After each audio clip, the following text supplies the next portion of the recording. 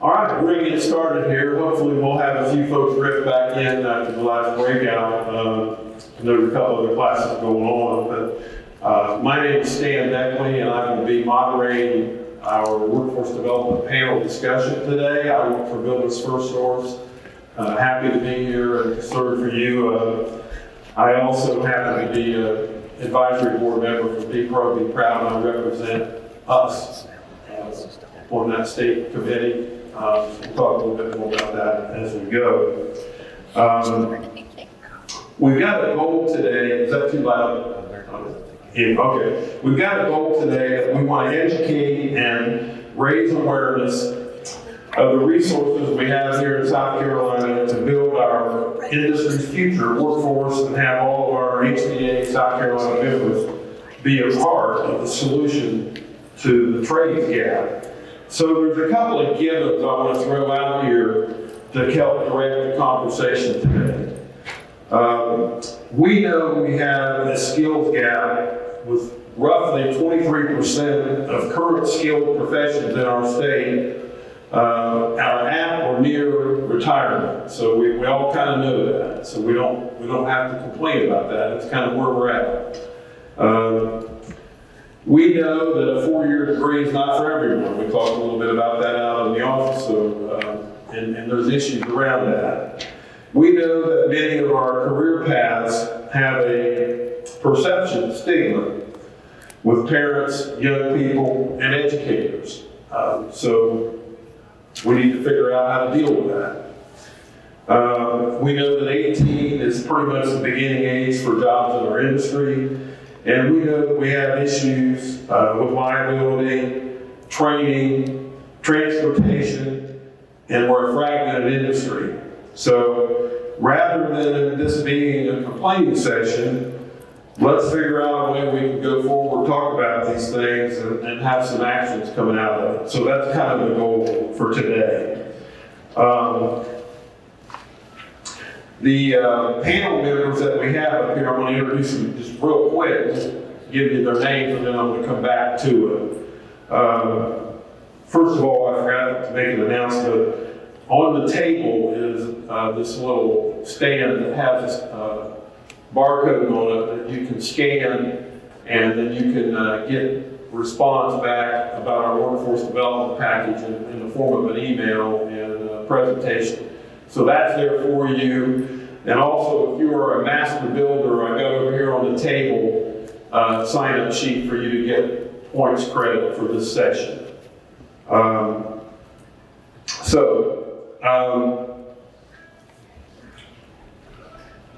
Our judges are the Honorable Lieutenant Governor Pamela Evan, Doug Obenauer from Talent Foundation, Kirsten Pratt, Vice President of Apprenticeship Carolina, and Suzanne Driscoll, our project manager for Be Pro, Be Proud. So here's kind of what's going to happen. And I knew we ran a little long on the previous session, and we got a football game starting at noon between Carolina and Alabama, and we're going to do our best, but we could run a little tight. We've got some important things to talk about, and we hope that you'll have some feedback for us. So it'll begin with me introducing the panelists. And when I introduce the panelists, they'll have a minute or two to give their position or part that they play in South Carolina's building industry and workforce development. And then we'll go to some questions that we had predetermined that we want each panelist to try to answer. Then we will have Rob Clemens, our state president, come in at the end. And we hope to have a couple of takeaways and action items with the state president helping to add some teeth to what we want to do going forward. We don't just want to talk about this unless talking's been done. We want to try to figure out some things that we can do to move forward with this gap. So our first panelist I'm going to introduce is Kirsten Pratt she is the Associate Vice President of Apprenticeship Carolina. Which is a division of our South Carolina Technical College system. Apprenticeship Carolina is a statewide intermediary for all things registered apprenticeship and pre-apprenticeship in South Carolina. Kirsten's focus is to lead the team of apprenticeship consultants in growing equitable apprenticeship opportunities for our youth and adults in all regions of South Carolina, while also meeting the workforce development needs of South Carolina employers. She's been with Apprenticeship Carolina since 2017, bringing experience from human resources, recruitment, higher education, career development, and program project management. Kirsten is a proud graduate of South Carolina State University, receiving her bachelor's in business, and Clemson University, her master's in marketing research. She enjoys baking, aerial silk fitness, and being in nature with her 2 dogs. So Kirsten, if you'd like to take a couple minutes and explain, your role and what you would like to say, and I'm going to do that with each one of you, and then we'll start in with the questions. So you're up. Absolutely. Thank you so much, Dan, for allowing me to be a part of this and for being in the middle of, I guess, the presentation and the game. Apprenticeship Carolina is part of the South Carolina Technical College system. At the bare bones of what we do is we help basically build a blueprint. I explain this to one person is you have a blueprint to build a house. This is a blueprint to build your workforce. We have a lot of students apprentices across the state that are young, 16, 17, 18-year-olds that are being hired by home builders as well as healthcare, IT, manufacturing. So it's definitely possible. There are pieces that can be waived that connects to the child labor law. And there's a lot of different resources and support. The state supports it through a state tax credit, which actually has increased to, if someone is under 24 years of age, it can be up to $6,000 state tax credit per apprentice. And if they're over 24 years of age, you're having to put a lot of money in investment in training individuals, hiring individuals, it's up to $4,000 per apprentice, up to 4 years when they're in the program. The long and short of what an apprenticeship program is it's got 3 components to it. The core of it is on-the-job learning. So this is you actually investing in your workforce. If you have subcontractors, we love the opportunity to also speak with them as they're doing a lot of the hiring as well. And to get that skill set you need. So if I show up day 1 and I've had a CTE class or I worked around the shop with my dad, you still have to train me and prepare me for where you need me to be. So this is a blueprint with that, with the core being on-the-job learning under the guise of a mentor. Someone to make sure I'm getting trained up in the ways that you would like me to be for your particular company. Complementary job-related education, which can be NCCER classes, it can be the local technical colleges, some of the high school classes, or there may be specific classes online, virtual, that you may see folks to. And the third piece of that is wage progression. I talked with one particular company, Dane Zimmerman, recently. He's an international construction company that recently registered 8 apprenticeship programs because for them, according to different rules that they had to follow, they had to pay someone on their staff to trade worth the wage unless they were a registered apprentice. So for that, they are able to pay them at a lower rate while they are in that training process. They're going to those different classes, and then by the year 3 or 4, when they're fully skilled and proficient in that particular occupation, then they pay them at that training worker's wage. So it really helps to really think about offsetting the cost of work and labor while also making sure that they get skilled up for what you have to need them to be in. Thank you. Thank you. I have worked personally with Apprenticeship Carolina. I want to do a little testimony for her and her organization. Guess how much it costs? Nothing. It's free.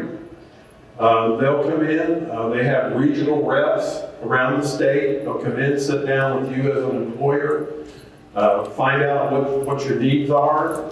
They're registered with the Department of Labor, the United States Department of Labor. There's literally a few thousand apprenticeships already out there that you don't have to reinvent the wheel here.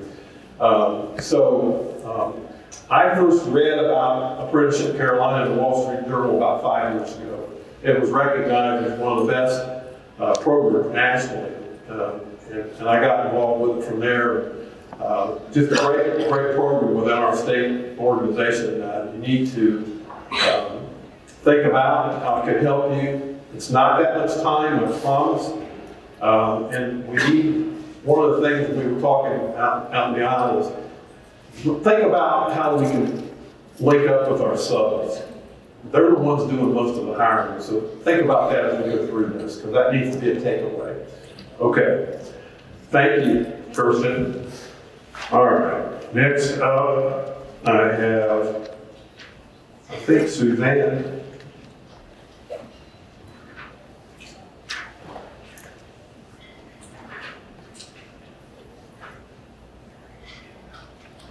When you're visually challenged, you need a little help on, getting your notes prepared. I had to get Tara to print out my raised font so I could read my notes better. Anyway, here we go. Yeah, okay. Suzanne Driscoll is project manager of Be Pro, Be Proud.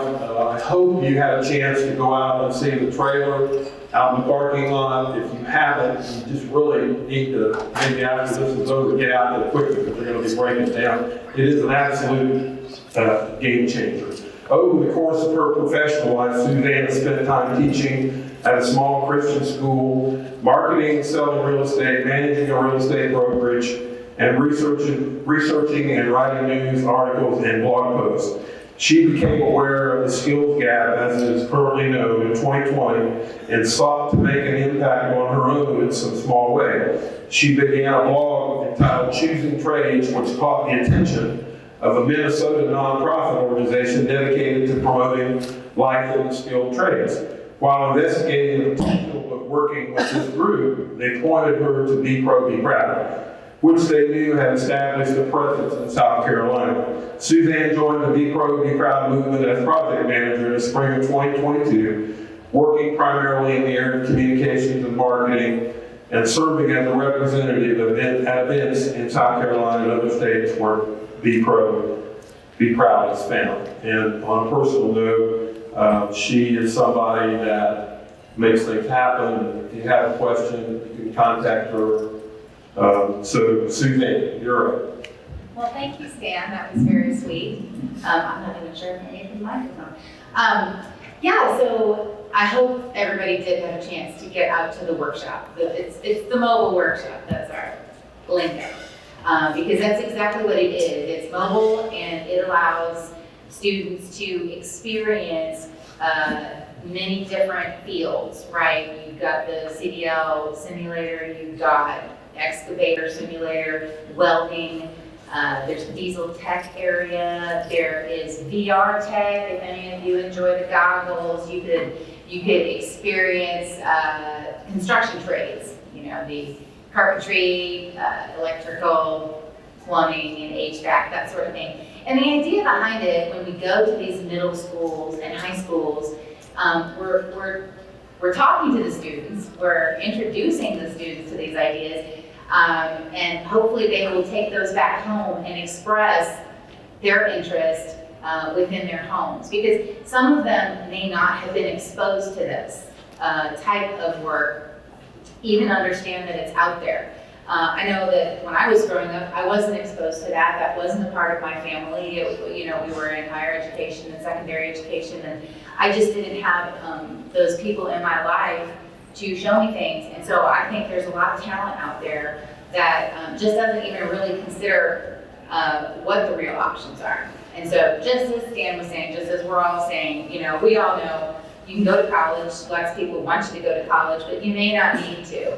And so that's our role, is just to try to start with the students, but we do talk with, obviously we talk with educators, we talk with parents as best we can and get the word out, because, whatever field you're in, there's a likelihood you're a parent too, right? We all hold multiple roles in our lives. So that's what we do, and we're excited to be here, and we'll always be here. So please do get off of the truck if you can. I would love to get a message out there to tell them to stay put for a little bit after this, since we're running a little long. But anyway, thank you. And I failed to mention, Kirsten has got a table out in the hallway, and so does Suzanne from Be Pro, Be Proud. And our next speaker, Doug Obenauer, also has a table out there that if you want to catch up with them right after the meeting, I'm sure they'll try to accommodate you. Our next panelist, Doug Obenauer, engagement manager with Building Talent Foundation. He has over 20 years experience in construction, 30-plus years in recruitment, 20 years as a private business owner of a national recruiting firm, a 20-year resident of Myrtle Beach, originally from Fort Lauderdale, Florida, married 29 years with one daughter, spare time he enjoys spending as much time as possible with his wife and daughter, playing golf and relaxing on the beach. My kind of guy. Okay. Doug, take it away. Thank you, Stan, and thank you for the opportunity to be here and share this time with you all and share information about Building Talent Foundation and what we do. I am the Senior Engagement Manager for Building Talent Foundation. I started here about 2 years ago. If you don't know who we are a national nonprofit organization. We were created and are fully funded 6 years ago by the LBA. The LBA is the Leading Builders of America. That is comprised of the 20 largest residential home builders in the nation. They get together about every 2 years or so, and about 6 or 7 years ago, they got together and said, we got a real problem. And what they're talking about is the skilled workforce. It's been depleted, and it's in real bad shape. So they said, well, let's do something about it. So they did, and they got together, they joined forces, and they created Building Talent Foundation. And basically now, 6 years later, we are in 29 different markets, from Miami, Tampa, Orlando, Jacksonville, Atlanta, Myrtle Beach, obviously, Charleston, Knoxville, Tennessee, San Diego, Dallas, all the way out to San Francisco, and all the way up to Minneapolis. And we're still opening up more markets. The reason for this is because right now, on average, every single month, there's at least 400,000 job openings in construction only, every month, nationwide. Our job is to fix that. The average age of plumbers now is in the 50s. There's nobody coming in behind them. No new blood. Electrical, same thing. So we are out here, and what we do is, my job and all the other engagement managers around the country is to start talking with more people, more kids, more young people. And we want to bring them into the trades. Show them the kind of opportunity and the kind of lifestyle that the construction industry can afford. I've had a great privilege of being able to collaborate with Horry Georgetown Technical College. We are expanding their programs. And I'm recruiting instructors for them. I've had the great privilege of being able to collaborate with Apprenticeship Carolina, Tanya Bell and Kirsten here. And just in the last year and a half, we have written over 60 plus apprenticeship programs just in the trades here in the Myrtle Beach area. Wow. Woo. That's huge. These opportunities and these programs are with employers that say, yeah, we've been suffering too long. I'm not getting the results I need off of ZipRecruiter and Indeed, so we got to figure out something different. Building Talent Foundation also has their own jobs platform. It's Jobs to Build. It's absolutely free. It costs nothing to the employer. They can register their companies. They can post as many opportunities as they need to get filled. The system will then automatically start matching the candidates to that opportunity. I personally pre-screen every single candidate before I submit them to the employer. Saving the employer time and energy. They don't have to do that. I handle it. And then I'll help the employer with everything from collaborating and setting up the interview process right through to the hiring process. This is what we do. Because we are a nonprofit organization, all of the services that we provide are at no cost to any of the trades, any of the builders that we work with. So we are here at your disposal. We're here to help you expand your business, bring stability to your business, and help grow your business. That's what we're here to do. So, thank you. Thanks, Doug. Okay. Last but not least is our Honorable Lieutenant Governor, Pamela Evan. She is a businesswoman, and she is our 93rd Lieutenant Governor of the state of South Carolina since 2019. She previously was CEO of Quality Business Solutions before her election as Lieutenant Governor.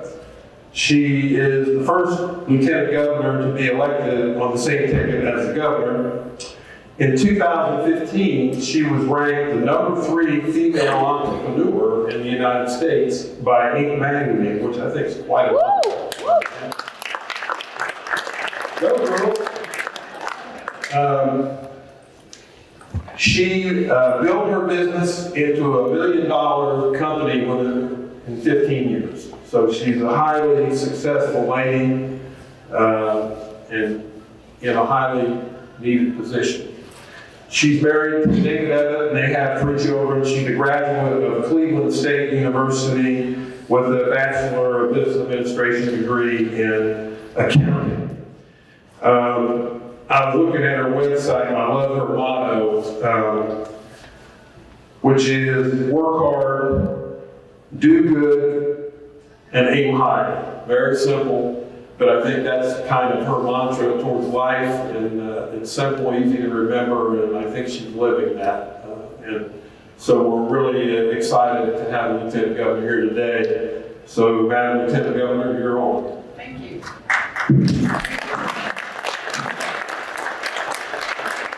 So for the last 6 years, I've been your Lieutenant Governor, but before that, I was in business. So I understood the labor issues that everybody's facing. And even though in what I did wasn't more in the trades, even our graduates that were coming out of our four-year institutions were lacking a lot of skills. Mostly soft skills, so it wasn't a surprise to me when I traveled around the state and listened to businesses, which I did a lot of in my first year. You know, what do you need as businesses? What could we be doing better as a state? That is something the governor tasked me with as his lieutenant governor, and it's common to hear everybody say, Lieutenant Governor, can't we teach soft skills in the classroom? You know, these kids are coming out, they're well educated, they can't work with each other, they can't solve conflicts. You know, parents wanted us to teach fiscal responsibility in the classroom, thinking that that was something that was lacking. And so we've done a lot in the last 6 years of trying to put out the workforce that you need. And everything that you've heard is really spot on, right? In the last 3 years, I have put together a platform getting our kids working again, right? Because I'm going to be talking about the WIN scholarships that we have here as a state, trying to push our youth into fields that we know we have diminished workforce in, and how to recreate that. And I have some numbers for you to show what a great success that has been. But what it has done is left such a void in entry-level positions that we need to get our kids working in. So as a mom, so many of the things that, and a business owner, so many of the things that we are lacking in the workforce of tomorrow is skills you learn in that first job. And I know the last thing we want as an employer is to see a resume of somebody that has done a lot of things but has never really worked. Is well educated but never has had to show up in a job on time, right? All those things that we're looking for in employees. And so that's what we've been doing as a state. I work very closely with Be Pro, Be Proud, with our internship program. I'll tell you a little bit about my YES initiative and how we're working to create that workforce. And we're working along with our internship programs to make sure that we're coordinating all of this together. So thank you all for what you do. This is a team effort, and we need you as part of that team. We need to have our employers understand that you create an intricate role in this when we're asking for businesses to take on apprentices. We know it's not always easy. It's rather hard. Sometimes there's insurance challenges that come with that, right? Because you can't put somebody too young on the job. But there's lots of ways you can help, whether it's in a mentoring, an internship, or using some of your talent. Because let me tell you, one of the barriers into getting this next workforce out is there's nobody to teach it. So when you talk about our carpenters, our electricians, and our plumbers, you guys are so overwhelmed in the field and frankly making really great money, right? When kids come to the Capitol, I really like to talk about the trades a lot. And I'll say to them, like, hey, think about the house you would want to live in someday and where that house is, and who do you think lives in that house? And they'll come up with the normal suspects, right? Oh, a doctor or a lawyer, a CEO. It's like, no, it's a plumber, it's an electrician, it's an HVAC guy, right? Because your parents will pay whatever to get their air conditioning working in July here in South Carolina. And so, but when you say that, you know, they're young, but we have to get this idea starting very early. I have 3 children. I know by the time they get to high school, they believe they know way more than I do. So what you said, you can be pro, be proud, out to those middle schools becomes vital. Because that's when those kids are starting to think about what they want to do. You need to catch them and get them intrigued before they get to high school and they know everything, right? Because what we hear is that kids will go to college, they end up getting in all this debt, they figure out they didn't really want to go to college in the first place, and then they decide to go into the trades, and the trades are what's paying off the 4-year college scholarships or college loans that they incurred trying to do something that just somebody told them they needed to do. So we're here, we're a partner with you, and we're going to continue to do what we kind of think you'll be really impressed with some of the statistics through the WINS program that we've been able to do with some of our most needed professionals. Thank you, ma'am.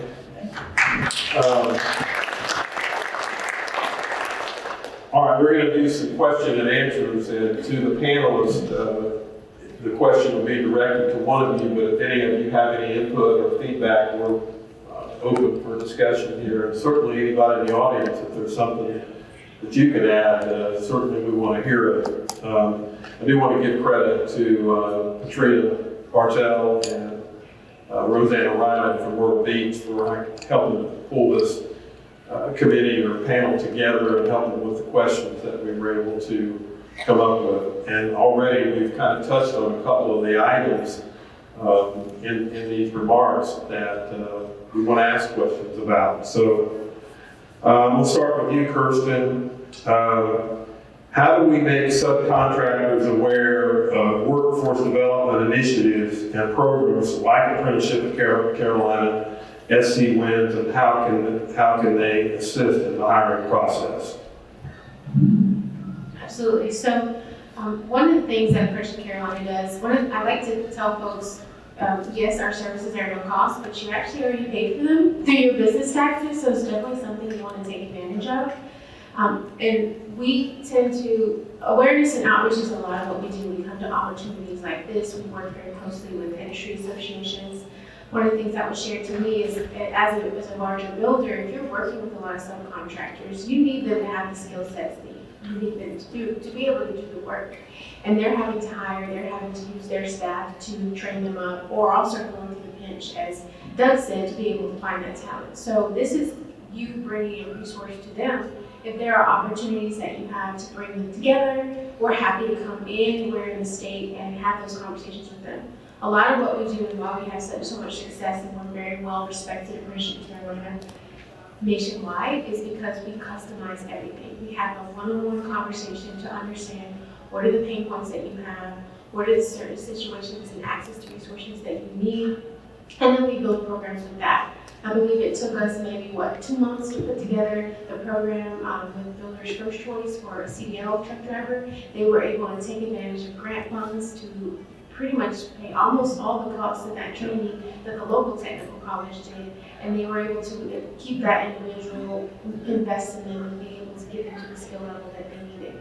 A lot of employers, sometimes they get scared when they hear Department of Labor, but I promise you it's the most flexible voluntary program out there when it comes to Department of Labor. And honestly, those one-on-one conversations, you're already doing apprenticeship, it's just not formalized. And when it's not formalized, you can't take advantage of the different resources, including state tax credit, partners that we bring to the table like Doug does, Tanya here in the Myrtle Beach area. That's why we had such a boom, because we package it. We work really well with the state team, South Carolina, to make workforce development as easy as possible, because in South Carolina, if the employers don't have the talent they need, they can't be successful, they can't grow, and they either shut down or they leave, and that's what we don't want. So workforce, if you're in this room and you're not somewhere else right now, then you feel that pain point. And one thing I'll tell you from that is, if you leave this room today, if you're gonna keep doing the same thing you're doing, you're not gonna have the same result. So definitely have a conversation with us. We have staff all across the state to be able to help you, not only with building an apprenticeship program, but making sure it is successful and implementation as well. Great answer. And I've heard a takeaway there. Good suggestion. One of our biggest problems is connecting with the subs that need help so that they can build our houses. And maybe you could organize a meeting with your subs. I know some of the larger production guys do big meetings, because I've been in them before, where there's 50 or 60 subs in there.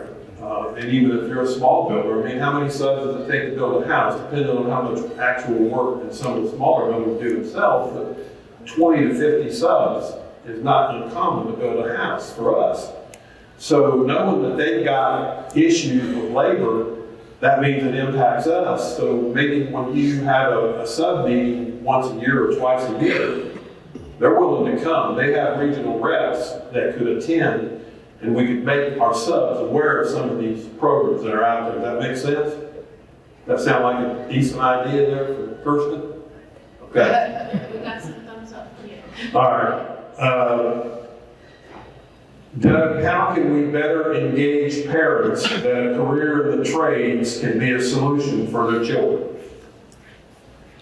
That's probably one of our greatest challenges right now, because there is a mindset with parents that they want to encourage their kids to go to college.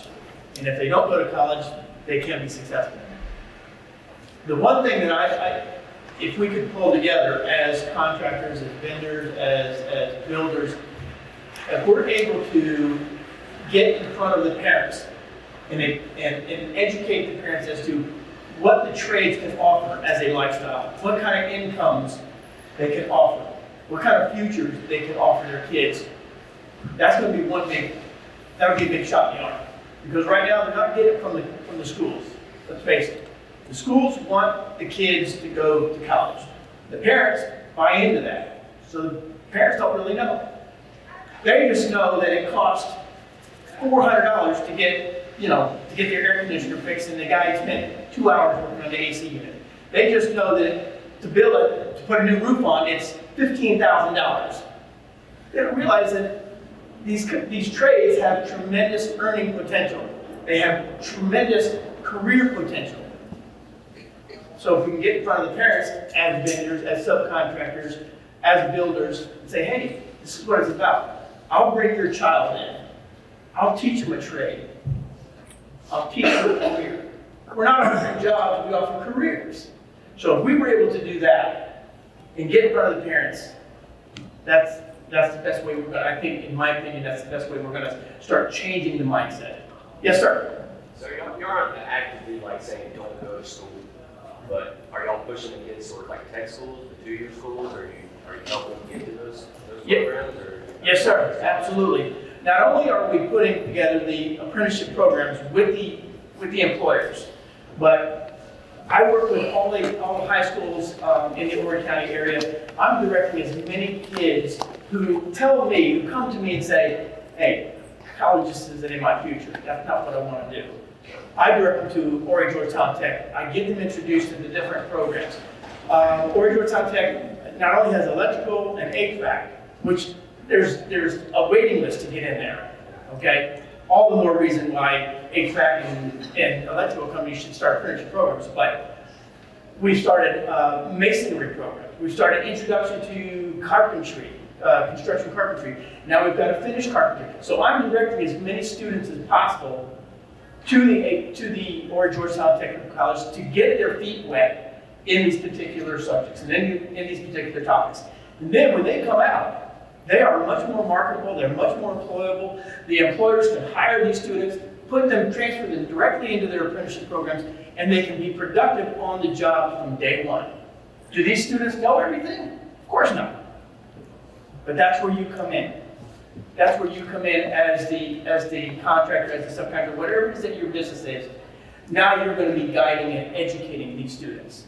But it's ingrained in your mind from the time you're in 4th grade that you have to go to college to be successful. That's right. Parents mind that. So you're telling them now that they don't need to go to college, but if you're not pushing them, there's going to be a gap there. I think though too, college, people think 4-year college. So technical and community college is still college as well. And a lot of I would say about 75% of the apprenticeship programs are working with the local technical college. You have to have that education piece of it. Like, yes, they can learn on the job, but a lot of folks don't want to pull from their talent, their trade workers, to stop and teach. So they combine the two. They send them to dual enrollment programs. If you have a high school student that can go to technical college, that is no cost at all to the parent, to the student, or to the employer. And then there are programs, I know Superintendent Governor's been talking about it with SC Wins, as well as other apprenticeship grant funds that, again, make the cost of that technical training that they're gonna have to do. They have to learn the foundational basics. That is still college, but yes, what you're saying, most people think 4-year college. But I actually have built a couple programs where it goes from high school to tech to a 4-year college. That was for a mechanical designer for a manufacturing company. So there's still a lot of these young people. Charleston area is very big when it comes to youth apprenticeship programs. Like high school students are working for healthcare employees, manufacturers, construction, and the like. HVAC is really big as far as hiring 16-year-olds to go through apprenticeship programs. And from there, if the person wants to advance in their career, they're going to have to continue on in education. That may be a certificate, or that may be college. So I think so much attention for years, which has been on 4-year college, that we're just trying to get parents to see a different option. Which, even from a registered apprenticeship standpoint, they earn at the end of that apprenticeship a certificate of completion from the Department of Labor. They can go across the street, or they can go to another state, and that's basically their 4-year degree as far as I became an electrician under this company, so that they're now a journey with privilege. And I think too, it takes all of us together, right? I have pushed our technical colleges and our technical programs and our certifications since I've been lieutenant governor. But the problem is, we're not talking about the why, right? And kids don't know why you need them. And I got that from an apprentice at ZF Transmission. Because I said, what can we do to get more of your friends to take the same path you're taking? He said, explain to us why. Kids don't know why they should be a plumber, why they should be an electrician, why they should be a carpenter. They don't know. And so even though we think we're talking about it, we're talking about it in this bubble that we're in, right? We're not talking about it outside the bubble. That message has to get to kids, it has to get to parents, and you need to become a real player in this game. Because when I talk with our manufacturing groups, they need kids to go into mechatronics, an amazing career path, right? Well, from day one, I'm pushing these trades, and then I have a parent come up to me 4 years into being lieutenant governor, and I heard you speak at a manufacturing event, and I thought that was a great career path for my son. He went to tech college, he got his degree in mechatronics, and he couldn't find a job. And I was shocked, because every employer I go to, and it kind of goes to your point, is saying, I can't get enough workers in the mechatronics field. I'm like, well, why are parents saying that their kids aren't being hired? Well, it's because employers are only wanting to take kids with experience. Well, what ends up happening, whether they're going to be a plumber, an electrician, whatever they're doing, if you don't all take a chance on these kids when they come out and put a little bit of effort into it, when they leave and they make a U-turn and go into a different profession, they're never coming back. And so employers have to realize, we can turn them out, we're going to do everything we can, but you got to meet us halfway. And you got to help us train them once we get them out. And through the apprenticeship programs, we're trying to turn them out with a little bit of skill, right? We're doing everything we can, but you're going to have to pick up the ball from there if we're going to create this workforce of tomorrow. Team South Carolina isn't just us. Team South Carolina includes you and all the other employers in all the different fields that we know we have a depleting workforce in. Can I say one thing? Yes, ma'am. So as far as dealing with parents, you're right. We've all had the same message put into our brains, from a very early age.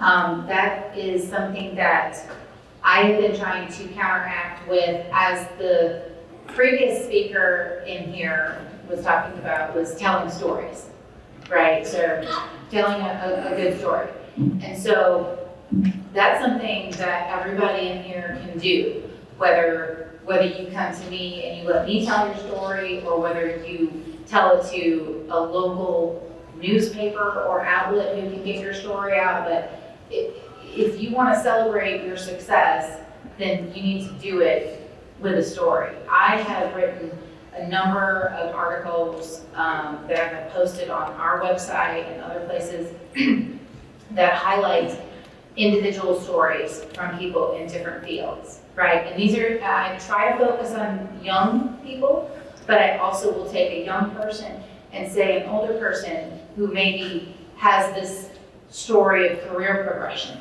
right? Here's where I started and here's how I was able to thrive in this field. And these individual type stories, they're success stories, and I think if we can put these into places where parents, and everybody can be a parent, right? I mean, this doesn't matter what industry you're in, and everybody you know, all of your neighbors, we're all in that parent category for the most part. So this is an everybody thing. Tell your story whenever you can. So if you can get that story out in your local newspaper, if you want me to tell your story and run an article on an employee or two, celebrate the successes, that can inspire people to say, wow, I never considered that. You know, I bet my son or my daughter would be actually really great in that field because they hate math and they don't do this, but they really love doing this, and that seems like that would be a great fit. I never thought about that. So it's those types of aha moments that everybody can contribute to if you can just find the right outlet to do that. So I'm trying to do that on a certain scale, but can't do it for every single person, and that's why we all can work to tell our stories, whether you're sitting on the soccer field or whether you call a local reporter and say, I've been here 10 years and this is how many people, and I want to show you 3 of my greatest employees, and I want you to hear their stories. So that's I think how we can all help get to parents.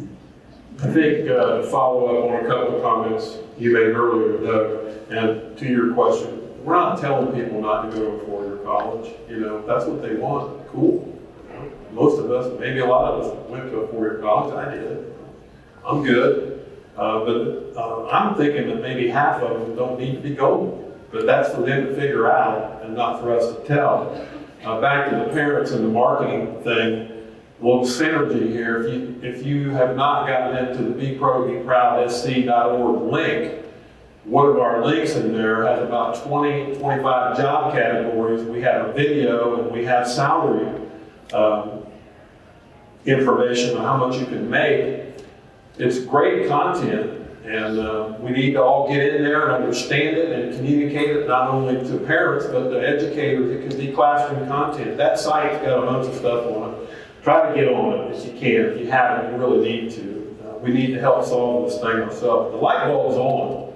You know, I've been doing this for about 10 years. And 10 years ago, it was like, what are you doing? And I'm telling you that we have great programs in this state, from, you know, Apprenticeship Carolina to Be Pro, Be Proud, and that's kind of the lead-in for you, Lieutenant Governor, to discuss SC Wins. Will you please share with us what SC Wins is, the statewide technical scholarship program that it is, how much money have we allocated, and what amount is still available, how's it going in general? Yes, so the SC Wins program came about when I first became Lieutenant Governor. There's some really stark statistics. So only 41% of South Carolinians had secondary degrees or certifications. With the amount of building and growth and manufacturing and all the different trades moving in, we should have been somewhere around 81, 82%. So it was this big gap that we had to fill.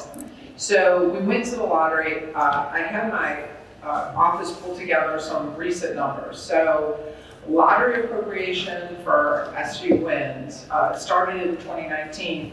We started out from 2019 to 2021, each year gave $17 million into this program. In 2021-22, when we were really pushing it out, the lottery program interjected $33 million. In 22 to 23, we were at $56 million. $93 and $94 million in the current year going into these programs. These are scholarships for kids who decide that they want to go into some specific career paths where we know we are going to be deficient in employees. So those are healthcare, business and manufacturing, IT and computers, automotive, where it's CDL and logistics, and construction. So you all fit into this category.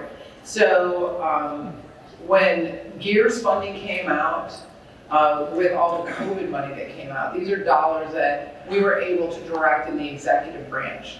We directed $56 million into the WIN scholarship program, additional to what the lottery money was bringing in. Again, trying to scale up as many as we could.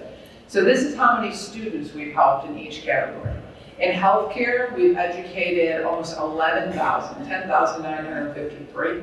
In business, accounting, and management, 2,700. In manufacturing, 2,100. In IT and computers, 2,000. In automotive, CDL, and logistics, 2,089. And in construction, 1,043. Students have successfully gone through the WINS program with scholarships and turned out on the other side. So, we're continuing this program. It's tied directly in to our technical college program. So a student coming out of high school decides they want to go into one of these career paths. Those scholarships go directly to them. It costs them nothing. They have to maintain a 2.0 average or better to continue on in their profession. So there are benchmarks that they have to, to meet with this. And we're going to continue to do that. We know that we're going to continue to grow. This is just scratching the surface.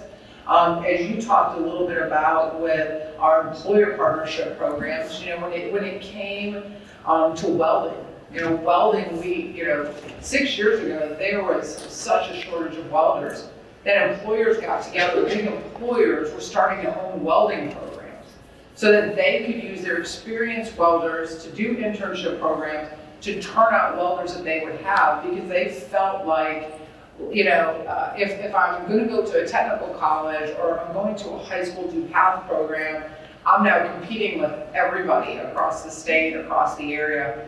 But if I do my own program, that's going to be a pipeline of workers straight in. We've seen that a lot when it came to apprentices with our plumbers, with our electricians, is those associations coming together and figuring out how to create their own programs. Because let's face it, I'm a business person at heart. I understand where you're sitting. Government is a much slower ship, right? Business operates as a motorboat. Government is a cruise ship, and it turns slowly. So we can get all these programs in work. By the time we get them in our schools, it takes more time.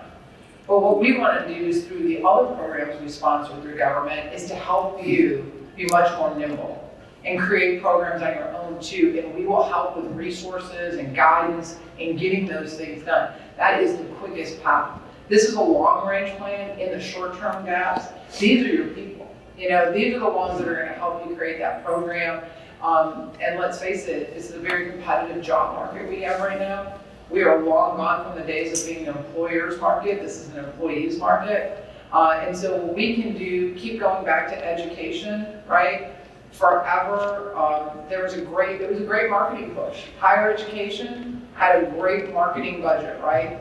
And they let everybody realize that it was an experience to do a four-year college degree. Well, now we are coming in on the backside of that and trying to change. I think we're making a lot of progress with guidance counselors. We're making progress with parents. And now we have to give kids the why. Why should they want to do this? And they're thirsting for information. So I encourage you all to get part of these programs and go into schools and talk about what you do.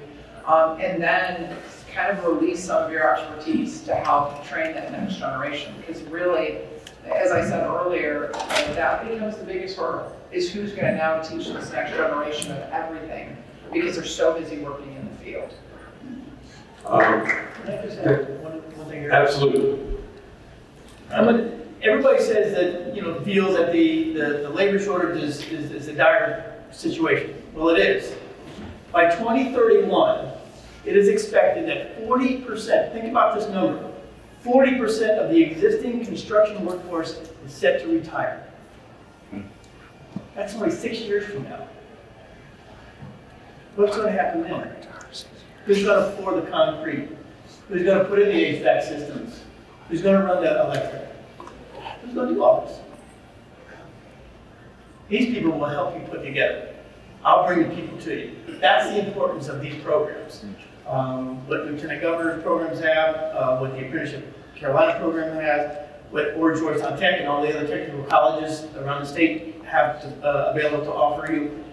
The resources are here, but you all have to step up. All the trades have to step up. All the builders have to step up and take advantage of it. This is your industry. These are your trades. These are your businesses that we're talking about.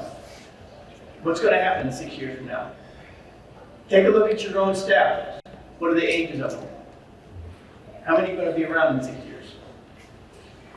This is kind of a lead into the next question, which any of you, I'm going to direct it to Suzanne, but it's kind of mopping up a little bit what we were just talking about. Okay. I've been told we're at 12 o'clock, but I'm not ready to finish yet. No, we're not finished yet either. Well, how many of you knew about the program SC Wins? Raise your hand. How many of you are aware of the SC Wins program? A couple, or a few. How about Apprenticeship Carolina? How many are aware of it? And how about, what did I say, Apprenticeship Carolina? Be Pro, Be Proud. I think we've done a decent job of that. But the question is, how can we better market great programs like this? Because I think we need to figure out how we can do this better and let people know so that we can accomplish some of these tasks that are being presented to us. Suzanne, I got you first for that. How do we better market these great programs?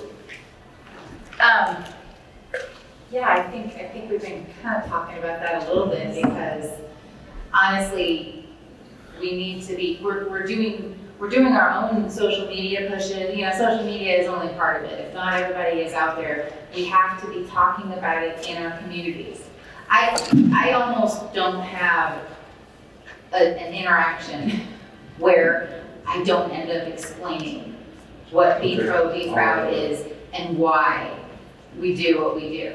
I mean, it's just, you know, the whole, hey, what do you do? Or, hey, what's been going on with you lately? The next thing you know, it's coming up in conversation. And I think it goes back to what I had just mentioned about how do we get to parents? Look left, look right, talk about what you're doing, right? Talk about how great it is what you do. And so the same kind of thing applies just in general conversation. You talk about work, make it good or make people understand, you know, what your needs are and why this is a great option for people, because I just think it's they tell two people, then they tell two people, eventually it's gonna start to sink in. So I've done social media as best I can, but not everybody's on our page. People have to be sharing this stuff, so that's why we got to talking. For Be Pro, Be Proud in particular, you guys have a very full schedule. You go to every school around the entire state, every county. Is that the continuing model, or are you going to start doing different stuff, like the fair or football games? Or how do you get in front of parents of your bus, your truck? And it's not necessarily the schools. Schools are important. I'm not saying don't do that, but how do you reach the parents? I mean, what do you do? Well, two things. First of all, we do also do partner events, obviously like this. So some of our time is spent, but also how many parents are in the room, right? Right, so we are reaching, when we're reaching adults, we're also talking to parents in that regard. We also do public events occasionally. So I don't know that maybe we did the fair one year. I'm not sure we ever done the fair. That's kind of chaotic. See, there's a limit, right? I mean, young kids, it's a little trickier to have young kids on there. You have to kind of be aware of your surroundings and everything. But like in 2 weeks, I think it is, we'll be at the Pecan Festival in Florence. So there are STEAM festivals. There's usually at least 2 STEAM festivals each semester, it seems like. So those are public events Yes, get the family out, let's bring it. So we schedule some of that in there, but the original mandate is certainly to hit the schools. I've been told we're over time. Sorry, we got started late, but I want to give the Lieutenant Governor a last say if you want to react to anything. I know you got a busy schedule and we really appreciate you being here, but we appreciate all the panelists being here. And we'll try to wrap it up and get the football game. Well, I'm sorry we ran a little late. We got started a half hour late. We still had a few questions to ask, but there you have it. Don't forget about the QR code. Yeah. The information to get connected. On the table there, you can scan that and we'll get you an email out with some follow-up. Lieutenant Governor, would you like to say anything in closing or any closing remarks? Well, I just want to say thank you for coming out today, for your involvement in the association here. You guys have been wonderful. I mean, South Carolina is growing. We're keeping you really busy. That is for sure. We don't see that toning down anytime soon. Thank you for what you're about to embark on. They've had a lot of destruction here in our state. Over the last 2 weeks, the governor and I have been traveling the upstate, Edgefield, Aiken, North Augusta, really hard hit. Lots of people are going to be needing your skills and your services to help rebuild. It really is heartbreaking. I've been at some of these county days. I've been at every county day that we have had, and it's just been eye-opening for me on this end to see how many people don't have homeowners insurance, and how many people are coming in with devastation to their homes. Maybe not a total loss, but big problems, and it's heartbreaking to see. It's usually our elderly, it's our most in need. So I know you guys are going to be really busy, and thank you for what you're about to embark on. If you haven't been to some of those areas, wow, there's a lot that's going on. So I just want to say thank you for the governor and I for all that you do during tough times. We get it. It's hard, since COVID, lumber prices, workforce shortages, which you guys are doing a great job, and we are going to continue to have your back, stand behind you, and do all we can to help support your industry. So thank you all for what you do again, and I hope you have a great rest of the day today and into tomorrow morning. And I hope your team wins. Some of your team is not my team, but it's okay. I hope your team wins today. Thanks so much. We're looking for that Just a round of applause for the judges one more. And if you have a question or we didn't get a chance to follow up, get it to me. I still got my table out here. You can get with me, and we'll try to make sure it gets addressed to you. Again, Master Builders, you need to sign up over here. Thanks to everybody for attending, and go Cops.